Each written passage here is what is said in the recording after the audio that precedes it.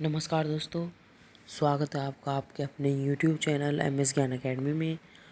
तो आज हम जो है पेपर का सॉल्यूशन का जो लेक्चर है, आज हमारी 5वीं वीडियो है। तो देखते हैं ये वाला जो क्वेश्चन पेपर है, कुछ क्वेश्चंस मैं आप लोगों के सामने लेके आई हूँ, तो इनका जो सॉल्यूशन है वो कैसे होगा। तो शुरू करते हैं आज की वीडियो शुरू करने से पहले अगर आप लोगों ने हमारे चैनल को सब्सक्राइब नहीं किया, सब्सक्राइब करें, वीडियो को लाइक करें, शेयर करें ज़्यादा से ज़्यादा इस चैनल को भी। तो शुरू करते हैं आज का वीडियो। तो जो हमारा पहला क्वेश्चन है वो ये रहा आपके सामने। क्वेश्चन पढ़ लीजिएगा, 2 क्वेश्चन है लगातार एक साथ ले लिए कि जैसे साइन इनवर्स साइन 2π/3 का जो मुख्य मान मतलब प्रिंसिपल वैल्यू जो है वो क्या होगी, ये पूछा है। तो साइन की जो प्रिंसिपल वैल्यू है वो कहाँ से कहाँ तक लाई करती है, -π/2 से π/2 के बीच में। और ये वैल्यू कितनी है 2π/3 यानी कि पाई -π/3, यानी कि वैल्यू जो है वो ज़्यादा है। तो साइन 2π/3 को और हम क्या लिख सकते हैं ये देख लेंगे। जैसे कि ये दिया हुआ है साइन इनवर्स साइन 2π/3। तो इस 2π/3 को हम क्या लिख सकते हैं, ये 2π/3 का जो मतलब है ये यही तो है, पाई -π/3, ठीक है, यही है ये। तो इस वाली वैल्यू को हम क्या लिख सकते हैं, साइन इनवर्स साइन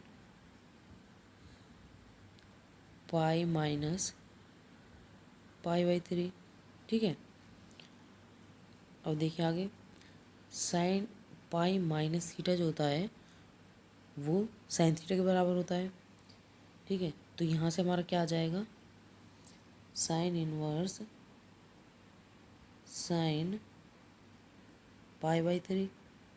और जो साइन इनवर्स साइन थीटा जो होता है इक्वल्स टू थीटा होता है फॉर्मूला, और थीटा की वैल्यू कितनी है π/3। तो आंसर क्या आ जाएगा π/3। तो हमारा जो π/3 ऑप्शन नंबर क्या है, सी हमारा करेक्ट आंसर हो जाएगा, ठीक है। ये हमारा ये वाला क्वेश्चन हो गया। अब हम ऊपर वाले क्वेश्चन को देखते हैं। एक्स के सभी वास्तविक मानों के लिए ये जो संख्या है इसका निम्नलिखित मान होगा। तो सबसे पहले इन सभी में निम्नलिखित मान में से है कौन सा, अगर देखा जाए तो 1/3 है। और 1/3 कब आएगा, एक्स की वैल्यू 1 रखने पर, ठीक है। अगर हमें एक्स की वैल्यू 1 रखें इस वाले क्वेश्चन में तो क्या आएगा 1 - 1 + 1 और अपॉन 1 + 1 + 1। ये दोनों प्लस माइनस कैंसिल हो जाएंगे तो क्या बचेगा 1/3, ठीक है। वैसे भी 1/3 ये हमारा आंसर हो जाएगा, ठीक है। और 1/3 जो है इन सभी का इन 4 ऑप्शन में सबसे कम वैल्यू भी है, 1, 1/3, 1 और 3। तो सबसे कम वैल्यू भी 1/3 है, तो हमारा इसलिए आंसर क्या हो जाएगा 1/3, ठीक है। अब हम बढ़ते हैं अपने नेक्स्ट क्वेश्चन पर। तो ये जो नेक्स्ट क्वेश्चन है देखिए, निम्नलिखित में से कौन सा विवर्त समुच्चय है। विवर्त का मतलब क्या होता है, एक तो होता है ओपन सेट, एक होता है क्लोज सेट। नेचुरल नंबर जो है वो ओपन है, जेड जो है ये भी ओपन है, ठीक है। और ये वाला जो है पहला वाला ऑप्शन 1 से शुरू हो रहा है और इन्फिनिटी पर जा रहा है, तो ये भी ओपन हो गया। और ये वाले जो लास्ट वाला ऑप्शन देखिए, तो जो लास्ट ऑप्शन है वो कह रहा है कि x belongs to R is such that x जो है लाई कर रहा है 1 से 3 में, यानी कि x की वैल्यू 1 से तो बड़ी है और 3 से क्या है छोटी है। तो यानी कि ये इसको हम कैसे लिख सकते हैं 1,3, ये हो गया। और ये क्या हो गया हमारा क्लोज सेट। तो हमारा क्लोज सेट यानी कि विवर्त समुच्चय कौन सा है, ऑप्शन नंबर डी। विवर्त समुच्चय का मतलब होता है क्लोज सेट, ठीक है। और एक होता है समवर्त समुच्चय, उसको बोलते हैं ओपन सेट, ठीक है। ये सारे जो हैं समवर्त समुच्चय है, ओपन सेट है, ठीक है। अब हम ऊपर वाले क्वेश्चन को करते हैं कि शब्द पोस्टमैन के अक्षरों से ऐसे कितने शब्द बन सकते हैं जो टी से आरंभ होकर एम पर समाप्त हो जाएं, ठीक है। अब सबसे पहले हम पोस्टमैन, अगला पेज लेते हैं। पोस्टमैन लिखा हुआ है, पोस्ट मैन, ठीक है। पोस्ट में क्या टी जो टी से तो आरंभ हो, टी से आरंभ हो और एम पर समाप्त हो, ठीक है। ये था ऑप्शन, मतलब क्वेश्चन जो था, इसने कहा टी से तो आरंभ हो और एम पर समाप्त हो, तो ये दोनों तो फिक्स हो गए, यानी कि टी तो यहाँ पे फिक्स हो गया। और 4 3 7 हैं, 7 में से 1 2 3 4 5 6 और 7, और यहाँ 7 पे क्या है एम, टी से तो शुरू हो रहे हैं, एम पे ख़त्म हो रहे हैं, ठीक है। ये टी और एम तो ये फिक्स हो गए। अब बचे क्या, 3 और 2 5, और ये कितने हैं, 5 नंबर है, ठीक है। तो पहली जगह पे हम इन सभी में से 5 ऑप्शन है हमारे पास। जब 5 आ गए तो अगली पे हमारे पास कितने ऑप्शन है, 4 ऑप्शन है। उससे अगले पे 3 है, उससे अगले पे 2 है, और उससे अगले पर एक ही ऑप्शन है किसी को रखने का। तो इन सब की मल्टीप्लाई हम अगर हम करेंगे तो क्या आएगा, 1 2 जा 2 2 3 जा 6 6 4 जा 24 और 5 जा 120। तो हमारे पास जो आंसर आएगा वो क्या आएगा, 120। ये हमारे पास जो है 120 ऑप्शन है, या फिर ऐसे हमारे पास जो है 120 वर्ड्स हम बना सकते हैं जो टी से शुरू हो सकते हैं और एम पर ख़त्म हो, ठीक है। Option number B, option number B जो हमारा करेक्ट आंसर हो जाएगा, क्योंकि 120 दे रखा है।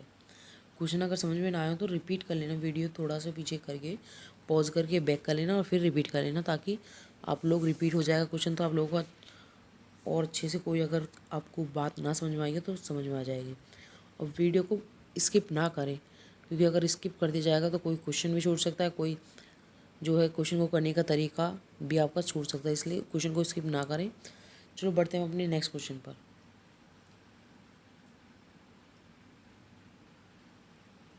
तो हमारा जो नेक्स्ट क्वेश्चन है वो है कि यदि एक परीक्षा में ए के अनुत्तीर्ण होने की प्रायिकता 0.20 है, यानी कि प्रोबेबिलिटी ऑफ ए बार जो है वो है 0.20, और दिया है बी के अनुत्तीर्ण होने की प्रायिकता, यानी कि probability of B bar equals to है 0.30।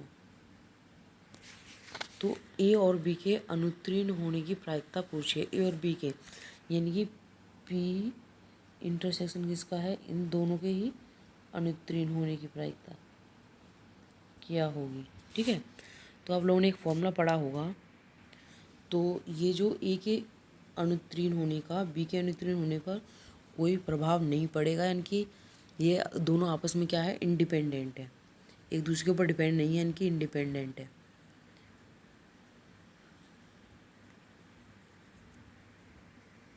इंडिपेंडेंट इवेंट है, ठीक है।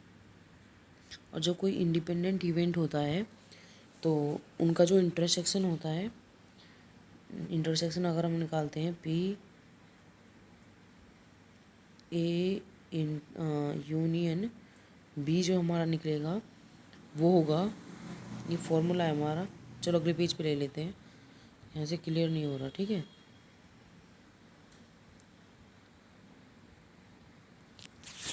देखो सबसे पहले ये समझ लो क्वेश्चंस क्या था। ये एक परीक्षा में ए के अनुत्तीर्ण होना, अगर उत्तीर्ण होता है प्रोबेबिलिटी ऑफ ए, और अगर अनुत्तीर्ण होना था उसके ऊपर मैंने बार लगा दिया कि नहीं होने की, ठीक है। वो कितना दिया है, 0.20, ठीक है। उसके बाद बी के अनुत्तीर्ण होने की प्रायिकता दी है 0.30, और तो पूछा गया ए और बी के अनुत्तीर्ण होने की प्रायिकता है, दोनों के अनुत्तीर्ण होने की।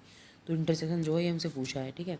अगले पेज में देखते हैं, आप लोगों ने दो फॉर्मूले पढ़े होंगे कि probability of A union B जो होता है वो होता है probability of event A plus probability of B और minus P A intersection B.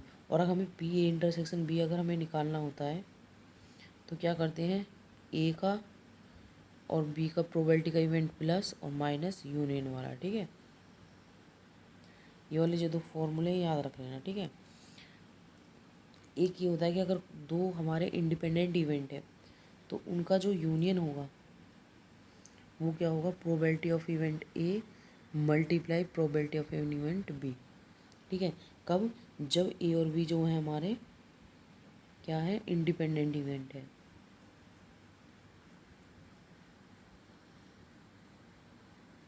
Independent events हैं, ठीक है।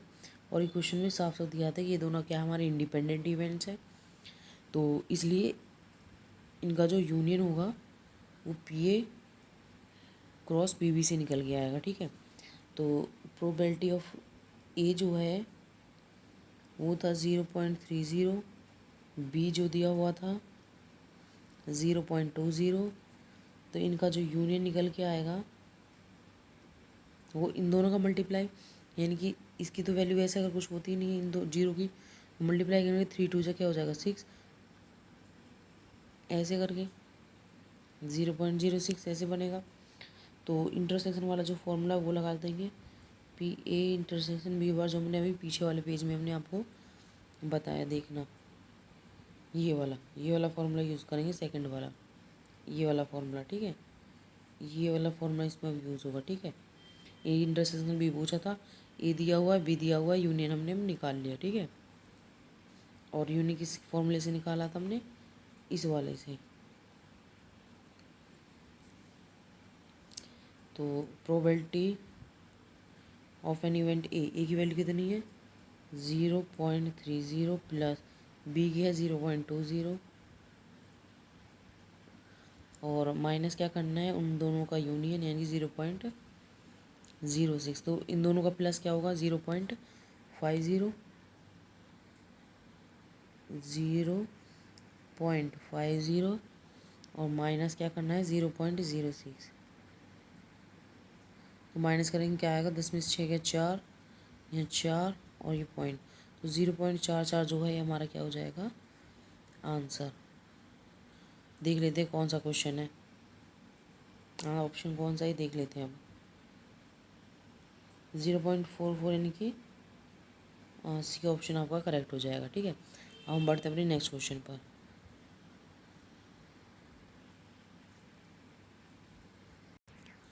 तो जो नेक्स्ट क्वेश्चन है वो है हमारा ये रहे। तो इसमें जो पहला क्वेश्चन है इसमें दिया हुआ कि यदि बिंदु a,0 a,0 और 0,b और 1,1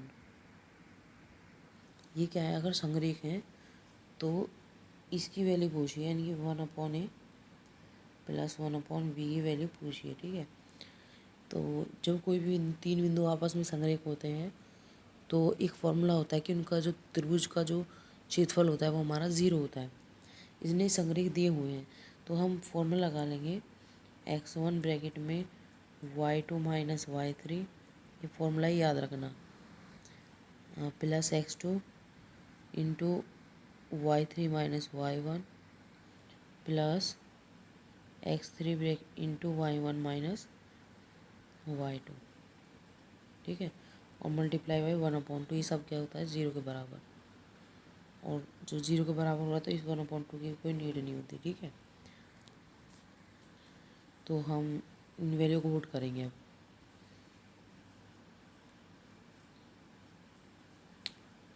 a,0 0,b और 1,1, a,0 0,b और 1,1। तो फॉर्मूला पुट करेंगे जो हमने अभी बताया, इसको इम्पोर्टेंट करके लिख लेना, नोट डाउन कर लेना, ये वाला फॉर्मूला, ये वाला, ओहो, ये वाला जो फॉर्मूला है नोट डाउन कर लेना, ये वाला, ठीक है। चलो वैल्यू पुट करते हैं। पहले क्या लिखा था x1 यानी कि a into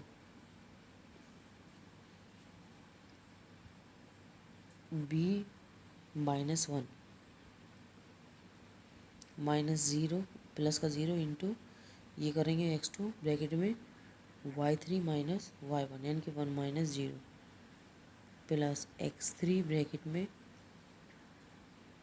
y1 minus y2 यानी कि 0 माइनस b, और ये सब किसके बराबर है 0 के बराबर। इसमें हम ऐसे पुट कर लेंगे, ये x1 y1 है, ये x2 y2 है, और ये x3 y3। तो ये क्या बन जाएगा ए बी माइनस ए, ये 0 हो जाएगा, ये हो जाएगा माइनस का b और बराबर 0। तो ये माइनस का, ये माइनस का भी है, तो इसको दूसरी तरफ ले जाएंगे। तो ए बी बराबर क्या हो जाएगा, ए प्लस बी। तो ए बी बराबर क्या आया हमारा, ए प्लस बी। तो ए बी से दोनों तरफ भाग दे देंगे, डिवाइड कर देंगे, तो क्या बनेगा, ए बी से भाग देने पर, ठीक है। तो यहाँ तो बनेगा 1/b, यहाँ बनेगा 1/a, ठीक है। इसको हम ऐसे भी लिख सकते हैं कि 1/a प्लस 1/b बराबर 1, ठीक है। और यही हमारा आंसर है, इसी की वैल्यू हमसे पूछी थी, ठीक है। तो ये किसके बराबर आ गया ऑप्शन, हमारा आंसर क्या आ जाएगा 1। ऑप्शन चेक कर लेते हैं, 1 कौन सा है हमारा, पहला ऑप्शन, ठीक है। अब हम बढ़ते हैं अपने नेक्स्ट क्वेश्चन पर।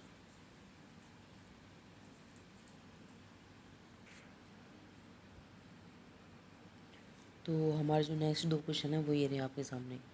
पहला क्वेश्चन क्या है, यदि एक अर्धगोले की त्रिज्या ए है और उसका गुरुत्व केंद्र केंद्र से निम्न दूरी पर होगा। ये डायरेक्ट फॉर्मूला है, आप याद कर लेना। ये केंद्र जो है, ग्रेविटी जो है वो जब त्रिज्या ए हो तो कितने दूरी पर होगा, 3a/8। डायरेक्ट रिजल्ट याद कर लेना, important. Option number A. Next question देखते हैं हम लोग। नेक्स्ट क्वेश्चन क्या है, दो परिमित समुच्चय, परिमित मतलब फाइनाइट, जिसमें पहले का m और दूसरे में n अवयव है, और प्रथम समुच्चय के उप समुच्चयों की संख्या दूसरे समुच्चय के उप समुच्चयों की संख्या से 56 अधिक है। तो वैल्यू पूछी है m² + n² की, ठीक है। देखो पहले में जो है m है, दूसरे में n है, ठीक है। तो उप समुच्चय जो समुच्चय में m अवयव हैं तो उसके उप समुच्चयों की संख्या क्या होगी, 2m। इसकी कितनी होगी, 2n, ठीक है। इसने कहा है कि पहले वाले उप समुच्चयों की संख्या दूसरे वाले उप समुच्चयों की संख्या से 56 अधिक है। तो इनका जो डिफरेंस है वो किसके बराबर आएगा, 56 के बराबर आएगा, ठीक है। तो अब हम यहाँ से m और n के वैल्यू निकालेंगे। तो हम क्या करेंगे, पहले यहाँ से n कॉमन ले लेंगे। n कॉमन लेंगे तो 2 की पावर क्या बचेगा, m - n, यहाँ 1 = 56 को हम क्या लिख सकते हैं, 1 मिनट, 56 को हम लिख सकते हैं 2 की पावर 3 × 7, क्योंकि 2 2 4 2 8 8 7 8 7 56, 8 7 56, ठीक है। अगले पेज में देखते हैं। अब यहाँ से एक चीज़ कंपेयर करेंगे, 2 की पावर 3 किसके बराबर है, 2 की पावर n के, और ये वाला किसके बराबर होगा, 7 के। तो 2 की पावर n जो है वो 2 की पावर 3 के इक्वल है, तो यहाँ से n की वैल्यू तो 3 आ जाएगी। और दूसरा क्या था, 2 की पावर m - n, और -1 किसके बराबर था, 7 के, और 1 इधर आके क्या हो जाएगा, प्लस। तो क्या बन जाएगा, 2 की पावर m - n की वैल्यू 3 थी, इक्वल्स टू कितना हो गया, 8। तो 8 को हम क्या लिख सकते हैं, 2 की पावर 3 के रूप में, ठीक है। तो कंपेयर करेंगे फिर से, तो m - 3 बराबर 3, तो m की वैल्यू कितनी हो जाएगी, 3 और 3 कितना हो जाएगा, 6, ठीक है। पूछी थी हमसे m² + n² की वैल्यू, ठीक है। तो m की वैल्यू कितनी आई थी, 6 का स्क्वायर लिख दिया। n की वैल्यू 3 आई थी, 3 का स्क्वायर लिख दिया। 6 का स्क्वायर 36, 3 का स्क्वायर 9, 36 और 9 कितना हो जाएगा, 45, ठीक है। अब देखते हैं ऑप्शन कौन सा सही है।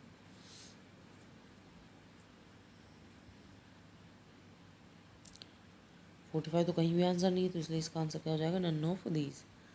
चलो बढ़ते हैं अपने नेक्स्ट क्वेश्चन पर।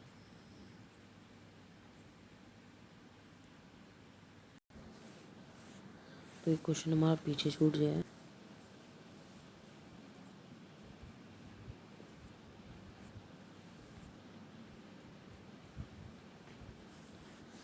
तो ये जो क्वेश्चन छूट गया है इसका आंसर देखते हैं पहले, इस वाले का आंसर देखते हैं। इस वाले का आंसर कैसे होगा, ठीक है।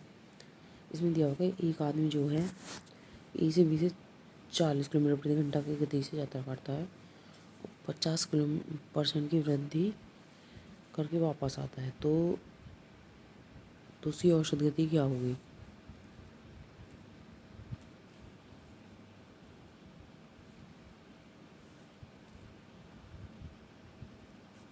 देखो कैसे होगा।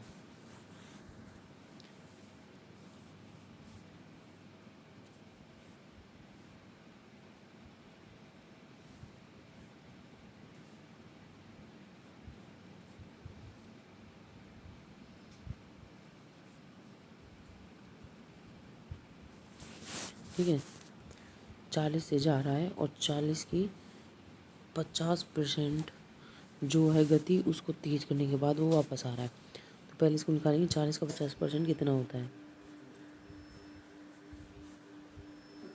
50 दूनी 100, 220। ठीक है, ये हो गया 20। 40 + 20 कितना हो गया? 60। ठीक है, यानी कि 40 से जा रहा है और 60 से वो वापस आ रहा है।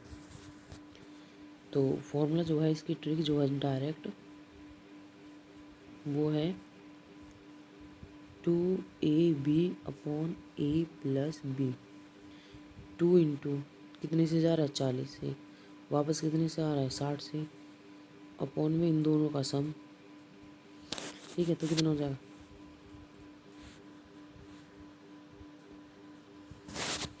ठीक है, 2 गुना 40 गुना 60, 2 गुना 40 गुना 60 बटे 40 और 60 कितना हो गया? 100। ठीक है, 10 धाम 100, 10 से एक 0 कट जाएंगे, 2 चौका 8, 8 छः 48, कितना हो जाएगा? 48 km/h। तो ऑप्शन देख लेते हैं कौन सा है।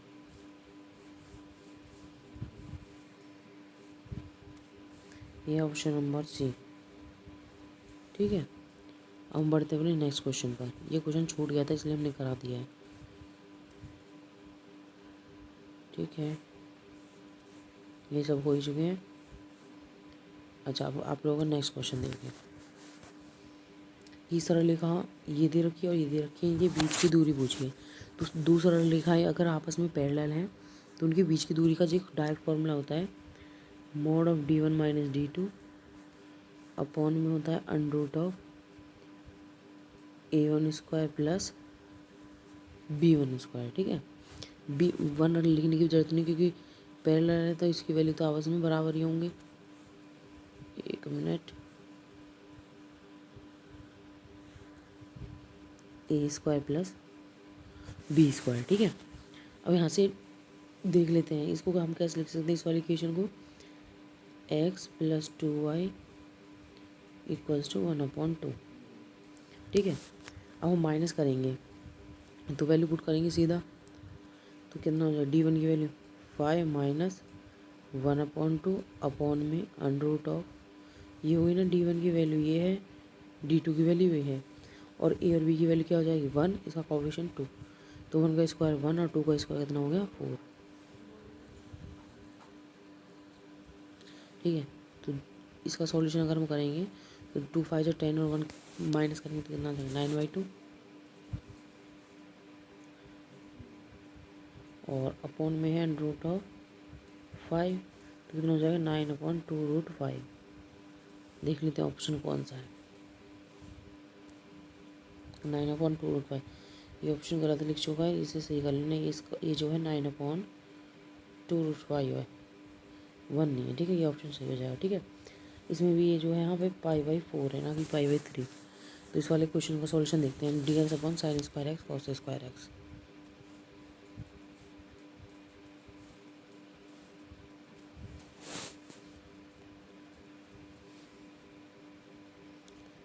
dx/sin² cos²x।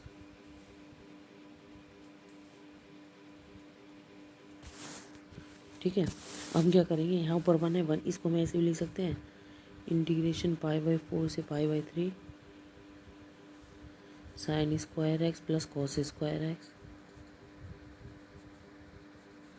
और अपॉन में sin² x cos² x multiply में है। ठीक है, अब इसको जो डिनोमिनेटर है इसको हम दो अलग अलग पार्ट में डिवाइड कर देंगे, तो ये क्या बनेगा आगे? इंटीग्रेशन तो π/4 से लेके π/3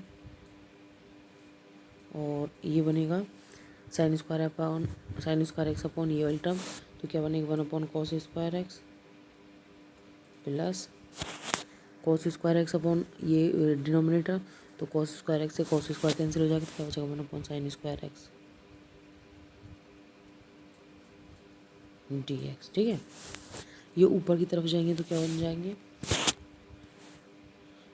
इंटीग्रेशन पाई/4 से पाई/3, ठीक है।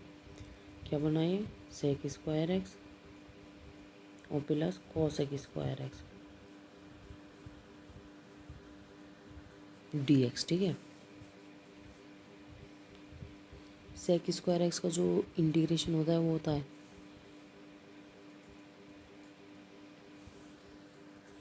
टेन स्क्वायर एक्स, ये होता है माइनस का कॉट स्क्वायर एक्स, और लिमिट क्या थी पाई/4 से पाई/3, वैल्यू पुट कर देंगे, ठीक है। जब हम पहले पाई/3 पुट करेंगे, बाद में पाई/4, पाई/3 करेंगे तो 10 पाई/3 की वैल्यू कितनी होती है, 10 × 10 की √3 का स्क्वायर, ठीक है। और माइनस पाई/4 की वैल्यू इसमें पुट करेंगे तो कितना आएगा 1, माइनस कॉट स्क्वायर एक्स जब पाई/3 पुट करेंगे तो कॉट 60 की वैल्यू कितनी होती है 1/√3 का स्क्वायर, ठीक है। माइनस माइनस प्लस हो जाएगा, पाई/4 ये 1 ही होगा, ठीक है। अब √3 का स्क्वायर 3, ये -1, ये +1 और -1 कैंसिल हो जाएंगे, ये हो जाएगा माइनस के 1/√3, इनकी 1/3 बन जाएगा। तो 3 3 जो 9 में से क्या 8/3,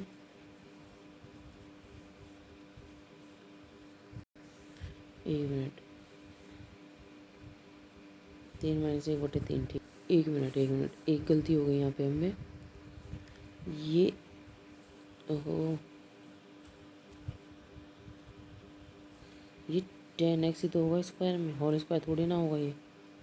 एक मिनट, ठीक है, यहाँ पे एक गलती से थोड़ी सी, ठीक है। तो सेक स्क्वायर एक्स का 10x, कॉसेक स्क्वायर एक्स का कॉट एक्स माइनस में, और ये लिमिट हो गई 10x, ये वैल्यू सही हो गई, ये तो सही है, ठीक है। तो नेक्स्ट पेज पे क्या था हमारा √3 माइनस 1/√3, तो ये वाला तो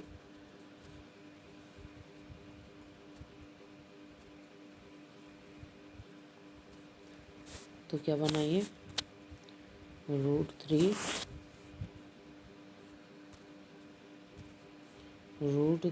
माइनस 1/√3, तो एलसीएम लेंगे तो क्या बनेगा √3, तो ये √3 × √3 3 माइनस 1 यानी कि 2/√3 आंसर आएगा, ठीक है। देख लेते हैं, चेक करें कौन सा ऑप्शन है। एक मिनट, यहाँ पे 2/√3 यानी कि ऑप्शन नंबर क्या है हमारा सी, ठीक है। अब बढ़ते हैं अपने नेक्स्ट क्वेश्चन पर।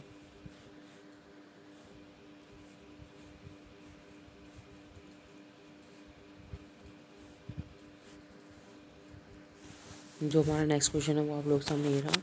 इसमें दिया हुआ है a + b + c बराबर 0 है, मैग्नीट्यूड a 1 है, मैग्नीट्यूड b 4 है, मैग्नीट्यूड c जो है 2 है। तो इसकी वैल्यू हमसे पूछी है, तो हमें जो दिया हुआ है इसका हम स्क्वायर करके लिखते हैं, देखो कैसे होंगे सॉल्व।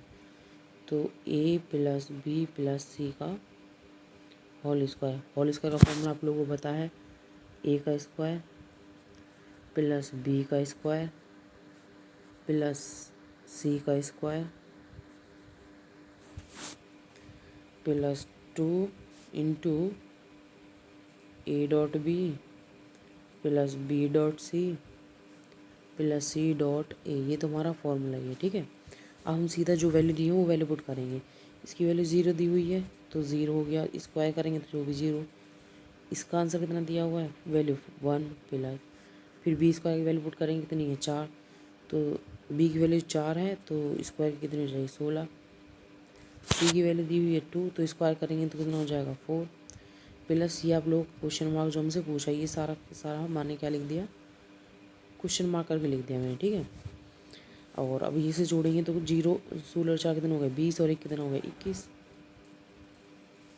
तो 0 बराबर क्या होगा 21 प्लस जो हमसे पूछा है वो, ये 21 इधर आके क्या हो जाएगा माइनस का, तो माइनस का 21 इक्वल्स टू क्वेश्चन मार्क क्या है वही है जो हमसे पूछा था, ठीक है।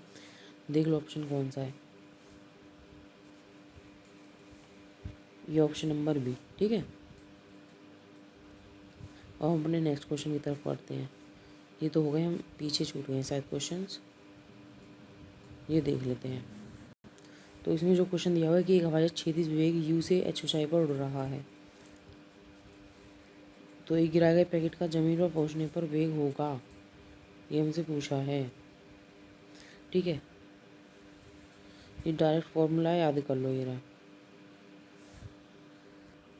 ये जो दोनों क्वेश्चन है डायरेक्ट जो है हमारे रिजल्ट ही है।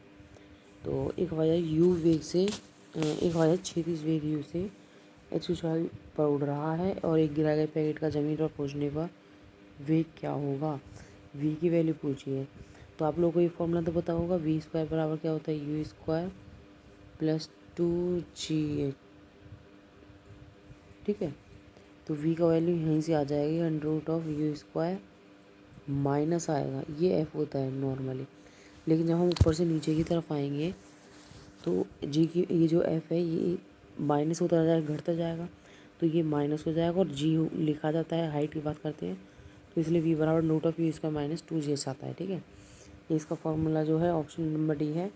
और इसका भी याद कर लेना, डायरेक्ट रिजल्ट ही है कि महत्तम परिणामी p न्यूनतम परिणामी q है और अल्फा कोण पर कार्यरत है। तो दो परिणामी बल का जो परिमाप है वो होगा root of P square cos square alpha by 2 plus Q square sine square alpha by 2। ठीक है, अब हम और क्वेश्चंस देखते हैं, पीछे जो क्वेश्चन छूटे हैं उसे करते हैं। ठीक है, जो हमारा जो नेक्स्ट क्वेश्चन है वो हमारे, तो जो नेक्स्ट क्वेश्चन ये रहा। ठीक है, इसमें दिया हुआ है कि limit N tending to infinity 1 square plus 2 square plus 3 square and so on plus N square, और नीचे इनकी क्यूब दी हुई है। तो इसकी जो वैल्यू हो किसके बराबर होगी ये पूछा है। तो ऊपर तो समीशन हो जाएगा, इसको मैं ऐसे लिख सकते हैं, limit N tending to infinity, ऊपर सम है एन टर्म्स के स्क्वायर्स का सम। तो ये क्या, इसको हम समीशन करके लिख सकते हैं। समीशन करके कैसे लिखेंगे, समीशन ऑफ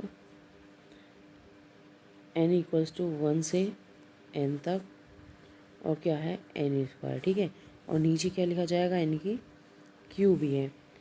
और समीशन ऑफ एन स्क्वायर का जो फॉर्मूला होता है वो होता है, पहले यहाँ लिमिट लगा दो, limit N tending to infinity N into N plus 1 into 2n+1, ठीक है, अपॉन 6। और n की जो 3 पावर ये भी है ऊपर लिखा हुआ है मतलब। तो इसका सॉल्यूशन कैसे करेंगे, ऊपर से एक n पावर से तो एक n पावर कम कर देंगे, कैंसिल हो जाएगी। एक n इसमें से और एक n इसमें से हम कॉमन निकाल लेंगे, तो क्या बचेगा, n स्क्वायर निकल जाएगा 1 + 1/n, और दूसरे में से क्या बचेगा 1 + 1/n, ये बचेगा n + 2 + 1/n,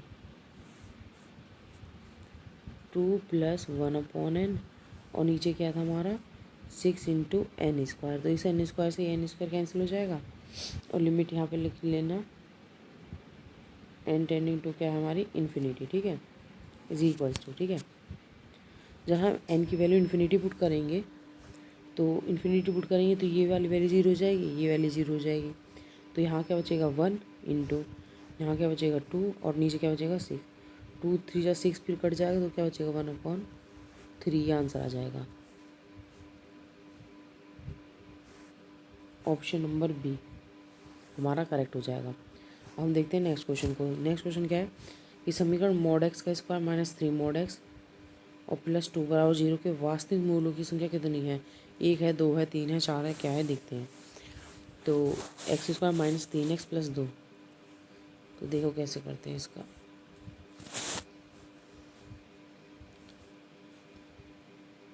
mod x square minus 3 mod x plus 2 बराबर 0, वास्तविक मूल पूछे हैं, तो इसको हम कैसे लिख सकते हैं, mod x और माइनस का 2 फैक्टर करेंगे इसके, तो mod x माइनस का 1 इज इक्वल्स टू 0।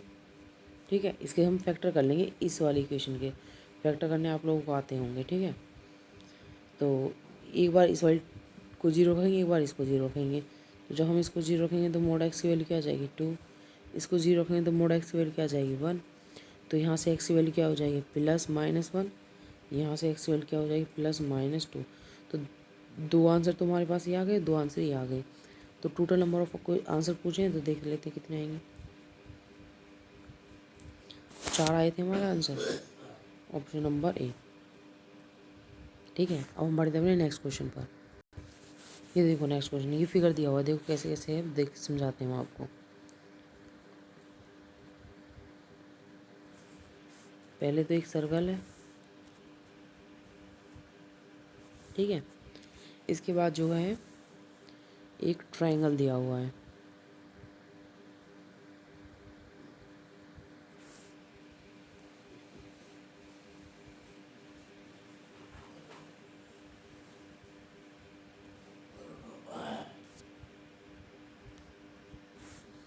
गलत बन गया ये तो।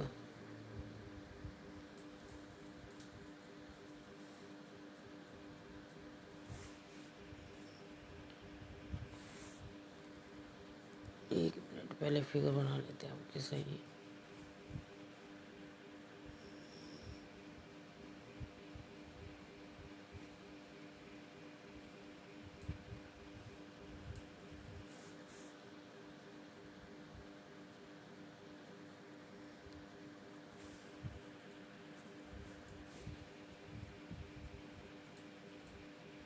ये थीटा है और ये एंगल दे रखा है 130 डिग्री, ये 70 है, ठीक है। पी क्यू आर और एस, ठीक है। अब देखो, जब किसी भी सर्कल के अंदर ये क्वाड्रेटर बना हुआ होता है तो ये इसको बोलते हैं साइक्लिक क्वाड्रेटर, ठीक है। ये हमारा साइक्लिक क्वाड्रेटर बनता है। और साइकिल क्वाड्रेटर की एक प्रॉपर्टी होती है कि उसके जो अपोजिट साइड जो होते हैं उसका जो एंगल्स का जो सम होता है वो 180 डिग्री होता है। तो जैसे कि हमें दिखाई दे रहा है कि ये 130 है, तो यहाँ से और यहाँ का सम जो है 180 होता है, तो ये 130 है, तो ये कितना बचेगा, 50 आएगा। और फिर देखते हैं ये जो है एक ट्राइंगल बन रहा है, और ट्राइंगल की भी एक प्रॉपर्टी होती है कि उसका सम भी एंगलों का 180 डिग्री होता है। तो 50, 70 और ये थीटा जो है इसका सम कितना होगा, 180। तो लिख लेंगे 50 + 70 + 100, 50, 70 और plus theta equals to 180 degree. 7, 5 बार 120, तो ये हो गया। तो थीटा बराबर क्या हो जाएगी, 120 जो उधर जाके माइनस करेंगे तो कितना बनेगा, 60। तो देख लेते हैं 60 ऑप्शन कौन सा है, ऑप्शन नंबर सी, ठीक है। अब अपना नेक्स्ट क्वेश्चन करते हैं। ये जो क्वेश्चन है इसमें दिया हुआ है f(x) बराबर x + 1 की पावर cot x और बिंदु x बराबर 0 पर सतत होगा यदि f(0) का मान होगा क्या होगा, ठीक है। तो कर लेते हैं इसको नेक्स्ट पेज पे। देखो क्या दिया हुआ है, limit x tending to 0 x + 1 की होल पावर cot x, यही है, ठीक है। तो इसको हम ऐसे लिख लेंगे, ये फॉर्मूला है हमारा। ये अगर हमारी ऐसे इस फॉर्म में दिया हुआ कि limit x tending to 0 f(x) gx, तो ये किसके इक्वल होगा, e limit x tending to 0 gx into में आएगा f(x) और -1।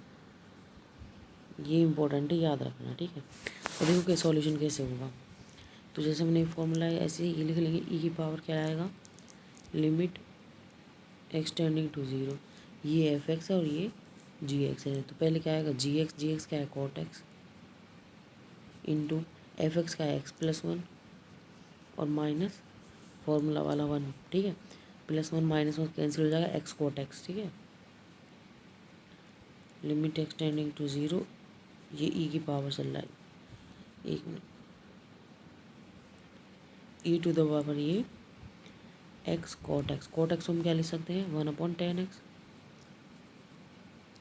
और ये हम जानते हैं कि लिमिट x टेंडिंग टू अगर 0 है तो 10x/x की वैल्यू 1 होती है और x/10x की वैल्यू 1 होगी। तो इस सारे की वैल्यू कितनी आ जाएगी, 1।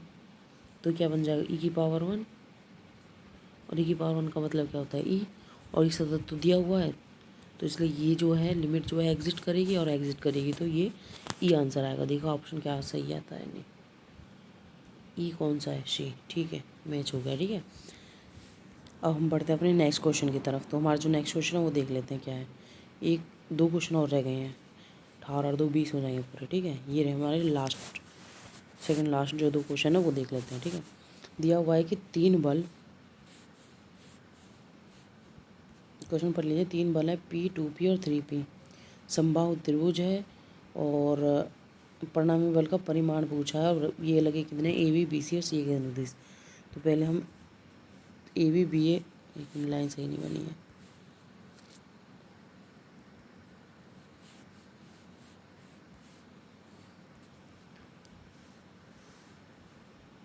ठीक है, A B और ये C। पहला लगा है AB के अनुदिश और वो क्या है P, दूसरा है BC के अनुदिश,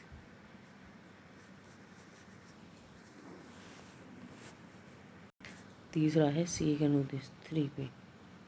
ठीक है, परिणामी बल का परिमाण, तो पहले हम इसे नंबर उस पर शो कर लेते हैं।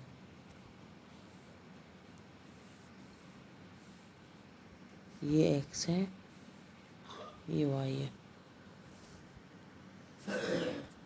पहला तो इस तरफ ही लगा था P, इस पे ही।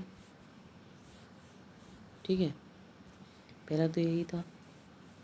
दूसरा था इससे 120 डिग्री का एंगल, यानी कि दूसरा 2P इस तरफ हो जाएगा यहाँ पर। और तीसरा जो है 60 ये 60 डिग्री, ये हो जाएगा 3P वाला। ठीक है, तो x का जो फॉर्मूला होगा, x बराबर P cos 0 plus 2P cos 60 plus 3P cos 60।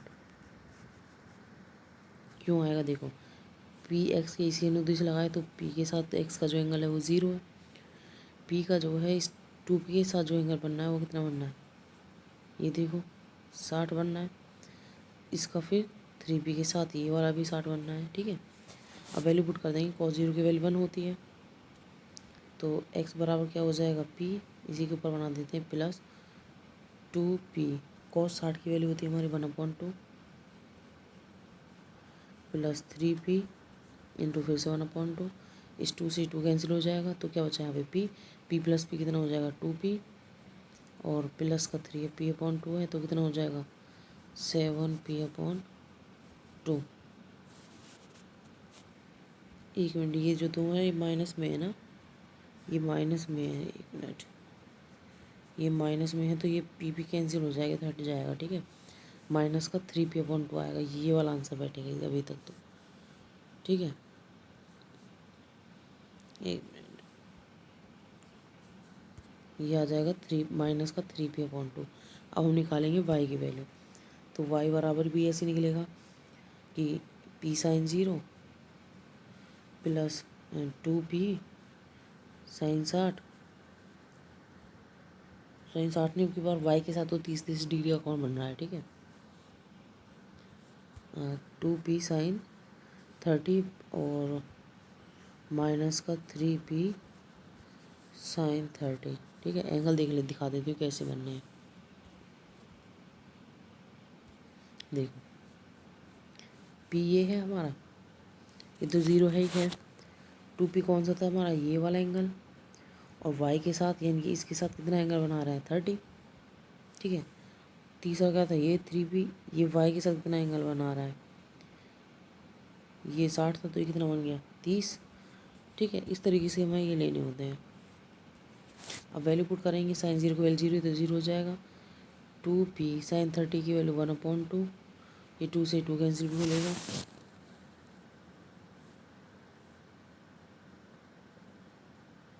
एक मिनट, ये साइन क्यों लिख दिया, कॉस कॉस है सारे। क्या था हमारा P कॉस वाई की टर्म में तो ये 0 है, 90 है, पी कॉस 90। देखो 90 के साथ इसके साथ जो है ये वाला पी एंगल जो है 90 डिग्री का एंगल बना रहा है, ठीक है। देखो पी कॉस 90 प्लस वो 2p कॉस 30 था, ये तो मैंने आपको दिखाई दिया था, और माइनस था ये 3p कॉस 30 का, माइनस के साथ बना रहा था, ठीक है।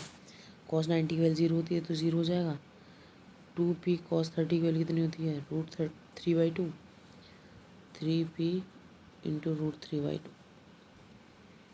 तो 2p माइनस 3 पे यानी कि p√3/2 आ जाएगा, माइनस का p√3/2, ठीक है। ये हमारा y की वैल्यू आ गई, ठीक है। और जो परिणामी जो होता है r, उसका जो फॉर्मूला होता है वो होता है √x² प्लस y², ठीक है। x² की वैल्यू हमारी कितनी आई थी, -3p/2 आई थी, इसका होल स्क्वायर। y की वैल्यू भी जस्ट अभी कितनी आई थी, √3/3p/2, तो इसका होल स्क्वायर, तो कितना हो जाएगा 9p²/4,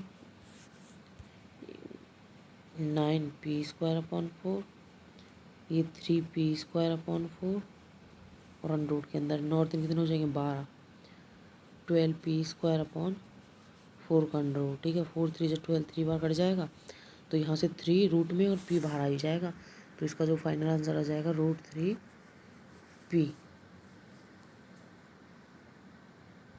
देखते हैं कौन सा ऑप्शन है इसका,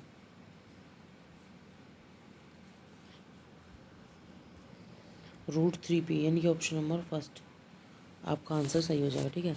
अब लास्ट क्वेश्चन जो है ये एक क्वेश्चन और देख लेते हैं, और इसके अलावा एक चीज़ बात और कि अगर आप लोगों को हमारा चैनल पसंद आ रहा है, वीडियो समझ में आ रही है, तो चैनल को सब्सक्राइब करें, वीडियोस को शेयर करें ज़्यादा से ज़्यादा, और लाइक करें, दोस्तों तक पहुंचाएं। सभी जितने भी आपके पास फ़ोन हैं सभी से हमारे चैनल को सब्सक्राइब करें। इसमें पूछा है ये गुणन समूह है, और -i जो है इसका क्या क्रम होगा ये पूछा है। तो देखो कैसे करते हैं, देखो -i की पावर अगर हम 1 करेंगे तो क्या आएगा, -i, -i की पावर अगर 2 करेंगे तो क्या आएगा, माइनस माइनस तो प्लस हो जाए, लेकिन i² की वैल्यू फिर से -1 होती है, तो कितना आ जाएगा -1, ठीक है। और अगर हम i की पावर 3 करते हैं